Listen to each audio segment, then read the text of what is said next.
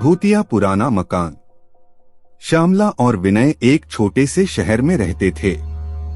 एक दिन श्यामला के परिवार को एक पुराना मकान मिल गया जो कि बहुत ही सस्ता था।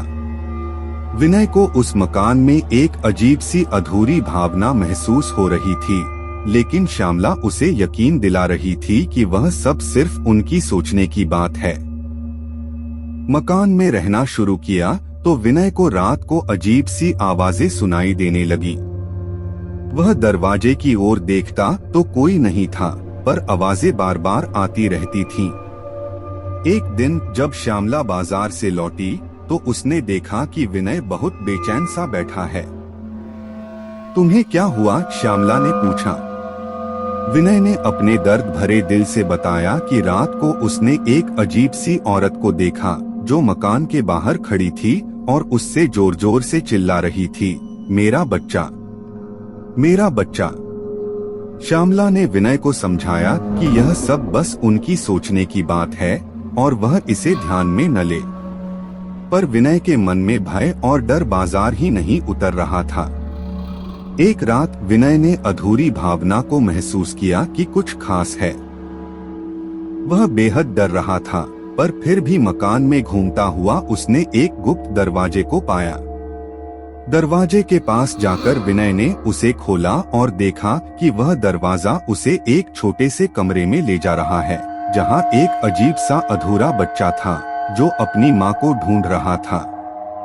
विनय ने देखा कि वह बच्चा अधूरा नहीं था, बल्कि उसके पूरे शरीर पर घाव और चोटें थीं। वह समझ गया कि यह बच्चा उस औरत का बच्चा था जिसे उसने अपने बच्चे को खो दिया था। विनय ने सोचा कि शायद वह औरत उस बच्चे को ढूंढ रही है और उसकी मदद की आवाज निकाल रही है। विनय ने तुरंत अपनी पत्नी श्यामला को बुलाया और उसे सब कुछ बताया। दोनों ने तय किया कि वे उस औरत की मदद करेंगे। अगली रात जब वह औरत फिर चिल्लाई, मेरा बच्चा, मेरा बच्चा, तो विनय ने उसकी ओर धकेला दिया और कहा, मैं तुम्हारी मदद कर सकता हूँ। औरत ने विनय को देखा और अपने बच्चे की ओर इशारा किया। विनय ने उस बच्चे को उठाकर औरत के पास ले गया। औरत ने बच्चे को देखा और आंखों में आंसू भर आए। वह बच्चा उसका था। जब वह मकान में रह रही थी तो उसका बच्चा गुम हो गया था। वह उसकी खोज में बाहर जाकर आवाज निकाल रही थी, पर उसका बच्चा मर चुका था। विनय ने औरत को संभाला और उसे समझाया कि अब वह अपने बच्चे के प्रति शोक में डूब जाएगी।